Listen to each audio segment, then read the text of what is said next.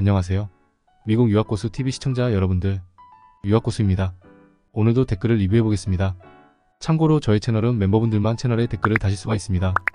유학고수님 안녕하세요. 늘 영상 잘 보고 있으며 많은 도움 주심에 큰 감사드립니다. 미국에서는 매니저와 직장 후임자의 관계가 상하복종이 아니라 평등하다고 들었고, 직장 후임이 자기 의견을 잘 피력한다고 들었습니다. 궁금한 점이, 그렇다면 직장 내 상사로서 존중을 받지 못하는 분위기인가요? 제 착각일 수도 있겠습니다만, 예를 들어 팀원에게 어떤 업무를 요청했을 때 반복적이고 왜 해야 하는지 이해가 안 되는 업무라면 시간 낭비하고 싶지 않다, 이걸로 그만 요청해라, 내일은 내가 너보다 잘 알고 있다 등 예의 없이 말하는 것도 비일비재하게 일어나는지 알고 싶어요.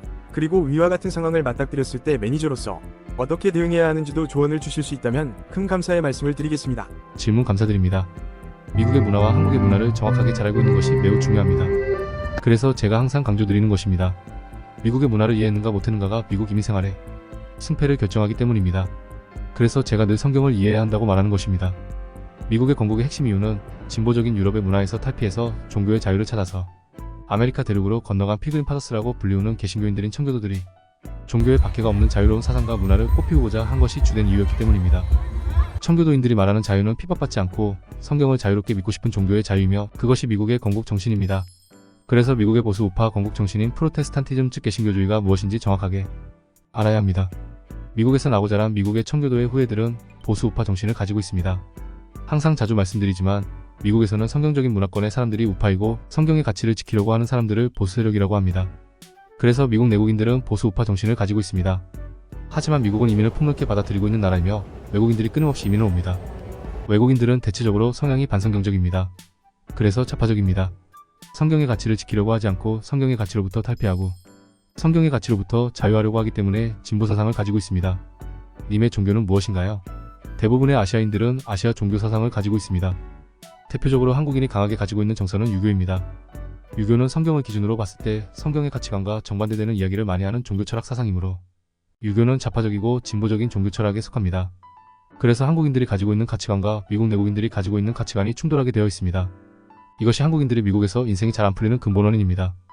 즉, 미국이라는 개신교를 바탕으로 한 성경적인 문화에서 반성경적인 정서를 가진 한국인들은 미국의 전통과 뿌리를 이해하지 못하게 되는 것입니다. 반면에 저는 어릴 적부터 개신교 가정에서 모태신앙으로 자란 사람입니다. 교회에서 세운 유치원에 다녔고 교회에서 세운 기독교 사립고등학교를 나왔습니다. 저는 또한 미국에서 현재 한국인들이 다니는 한인교회가 아닌 미국 백인들이 대다수의 신도로 있는 미국의 개신교 교회를 다닙니다. 매우 청교도스러운 미국 청교도의 후예들이 만든 교회를 다닙니다. 저희 교회 담임 목사님은 백인 목사님입니다. 그래서 미국의 문화를 매우 잘 배울 수 있고 미국의 문화에 매우 잘 동화되고 흡수될 수 있는 환경에 살고 있습니다.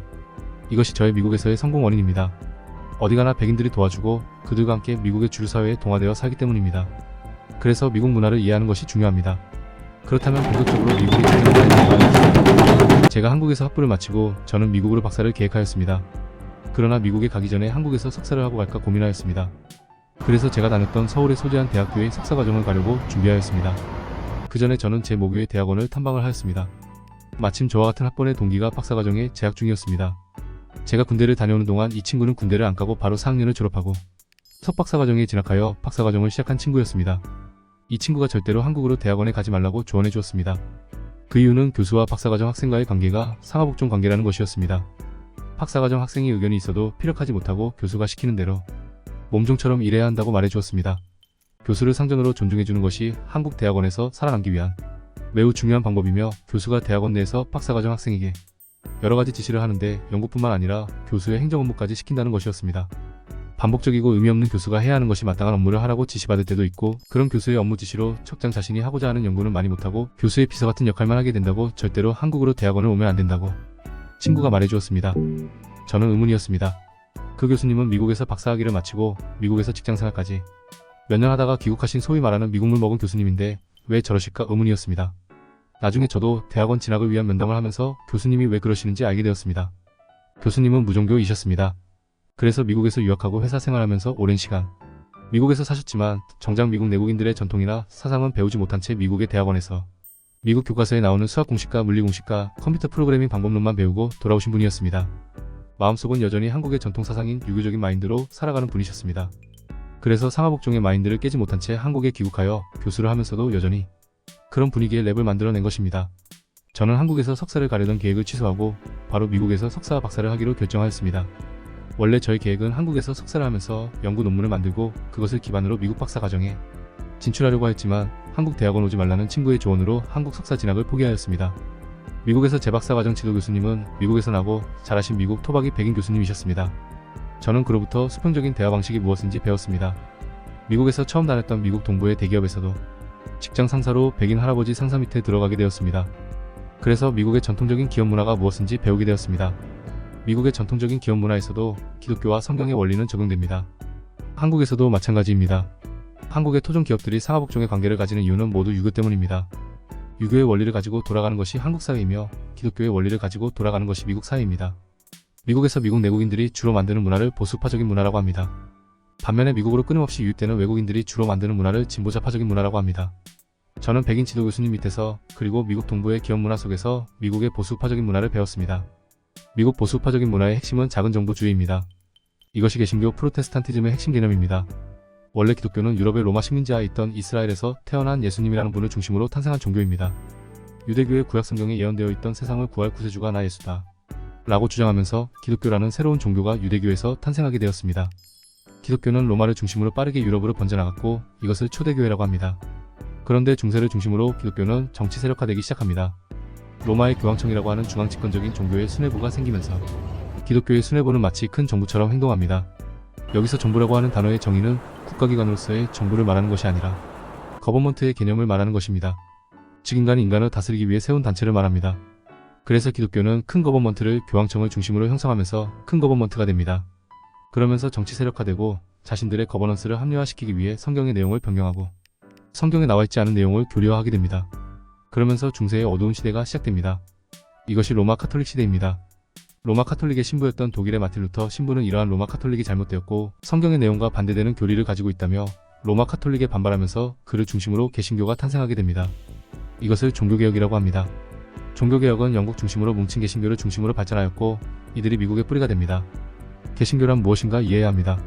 개신교란 작은 정부주의자들입니다. 이것이 청교도 사상의 핵심입니다. 교황 중심으로 뭉치는 로마 카톨릭은 큰 정부주의에 속합니다. 큰 정부를 만들기 위해서 인간은 인간을 규제하고 억압하는 시스템을 만들 수밖에 없습니다. 반면에 개신교는 작은 정부주의자들입니다. 작은 거버넌스를 만들고 개개인은 누구에게도 억압받거나 통치당하지 않으며 개개인의 신앙을 자유롭게 믿자가 청교도 사상의 핵심입니다. 이것은 미국의 전통적인 기업 문화에도 나타납니다. 미국인들은 미국의 직장이 애줄 워크플레이스라고 생각합니다. 그 의미는 성경에 나와 있는 자유의지를 바탕으로 누구에게 억압당하거나 강요당하는 것이 아니라 자신이 일하고 싶으면 일하고 일하고 싶지 않으면 언제든지 관둘 수 있는 자유로운 환경을 주어야 한다고 생각합니다. 그래서 미국의 전통적인 기업 문화는 상사의 감시를 최소화합니다. 저는 미국의 대학원에 있으면서 2명의 백인 지도교수 밑에서 있었습니다.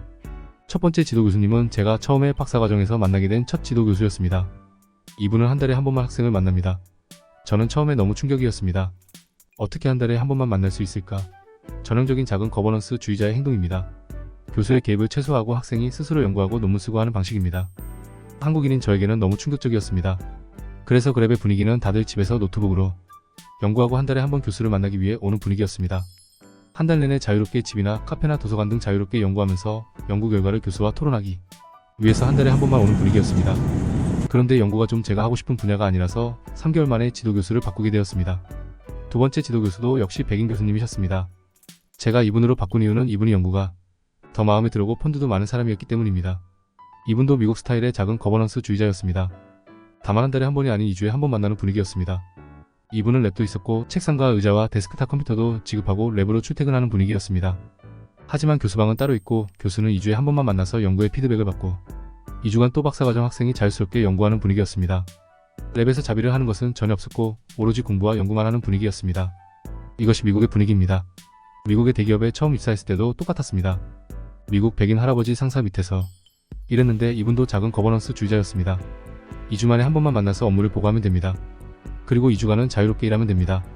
회사 분위기는 9to5라고 하는 소위 말하는 평일 오전 9시 출근 평일 오전 5시 퇴근해 토요일과 일요일은 일하지 않는 분위기였지만 이것 또한 누가 규제하지 않고 자유롭게 출퇴근을 합니다.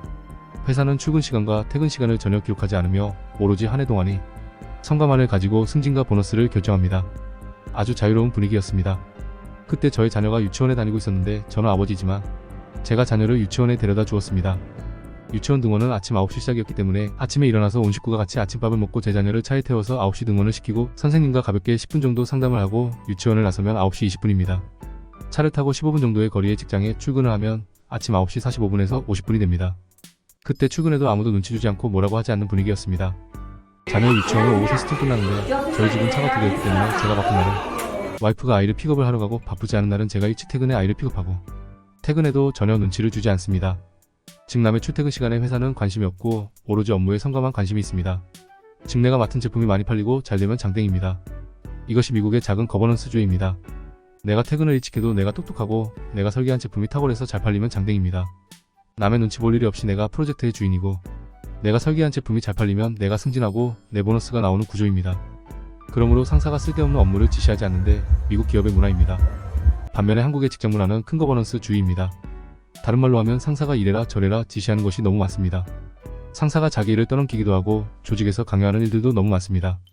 전형적인 빅브라더적인 큰 거버넌스 주의가 한국의 기업 문화입니다. 이것이 유교적인 기업 문화입니다. 이런 환경에서 업무와 연구를 배운 한국인들은 미국 적응에 모두 실패합니다.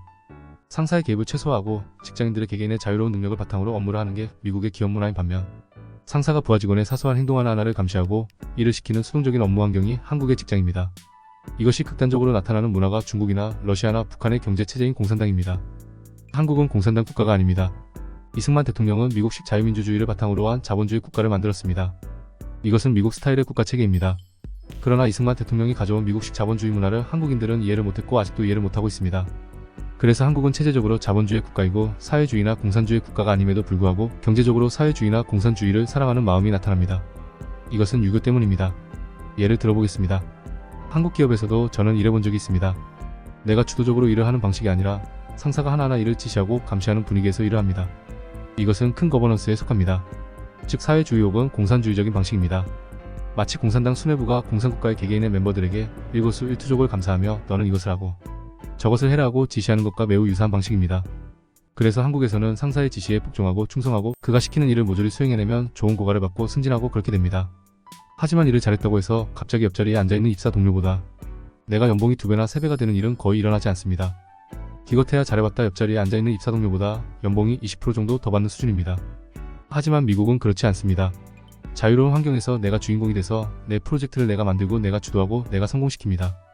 그리고 성공하면 옆자리에 앉아있는 입사 동료보다 내가 연봉이 2배가 되고 3배가 되는 일이 아주 쉽게 일어납니다. 이것이 미국입니다. 차이를 잘하시면 좋겠고 그래서 미국 문화는 절대로 한국의 방구석에 앉아서 미국을 주제로 한 개인 방송이나 미국을 주제로 한 뉴스를 보고서는 절대로 알 수 없습니다. 실제로 미국을 살아봐야 알 수 있습니다. 님이 물어보신 것에 대해 답변을 드리면 미국에서는 상사와 대화가 반복적인 업무 지시를 했을 때 부하 직원이 일을 왜 해야 하냐? 그만 요청해라 이런 식의 대화는 잘 이루어지지 않습니다. 애시당초 처음부터 부하 직원이 상사로부터 지시를 거의 받지 않기 때문입니다. 예를 들면 부하 직원이 미국의 컴퓨터 회사에 다닌다고 합시다. 컴퓨터 설계자라고 합시다. 본인이 직접 컴퓨터를 설계한 후에 설계가 완료되면 회사의 변리사를 불러서 특허를 내는 회의를 합니다. 특허가 나가면 이번에는 하청업체를 관리하는 하청 매니저에게 연락을 합니다. 그리고 이 칩을 생산하는데 얼마가 드는지 계약을 맺으라고 부탁합니다. 이번에는 소프트웨어 운영체제 부서에 연락해서 운영체제를 만들어 달라고 부탁합니다.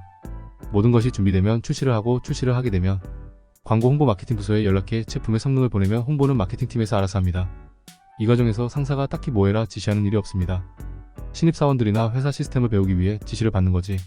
입사 후 4, 5년 후 되는 직원들은 상사의 지시를 거의 받지 않습니다. 그렇다면 무슨 원동력으로 일을 하는가 하면 돈입니다. 내가 하는 프로젝트의 컴퓨터가 시장에서 대박을 치면 저의 보너스는 돈이 쏟아집니다. 그러므로 저는 돈을 벌기 위해서 전심을 다해 회사 일을 열심히 합니다. 상사가 시켜서가 아니라 내 통장에 꽂히는 잔고를 위해서 일합니다. 회사 프로젝트가 잘 되면 입사 동료보다 내가 연봉이 2배가 3배가 쉽게 되어버립니다. 이것이 미국입니다. 반면에 한국의 회사는 일을 열심히 해서 대박을 쳐도 별로 회사에서 크게 주는 게 없습니다. 죽도록 일해봤다 잘해봤다 기껏해야 입사 동기보다 20% 월급 올라가는 것밖에 없습니다. 그러면 직원의 사기는 저하되고 일하는 동력은 없습니다. 일을 하지 않는 직원들에게 상사는 채찍을 때리는 구조가 한국 회사입니다. 한국 회사는 매우 좌파적 사회주의적 공산주의적인 스타일로 돌아갑니다. 미국에서 살아온 제가 한국 사회를 봤을 때 한국 사회는 매우 사회주의적 혹은 공산주의적입니다. 좌파를 매우 깊이 사랑하는 정서를 가진 것이 한국 사회의 특징입니다. 도움이 되셨기를 바랍니다.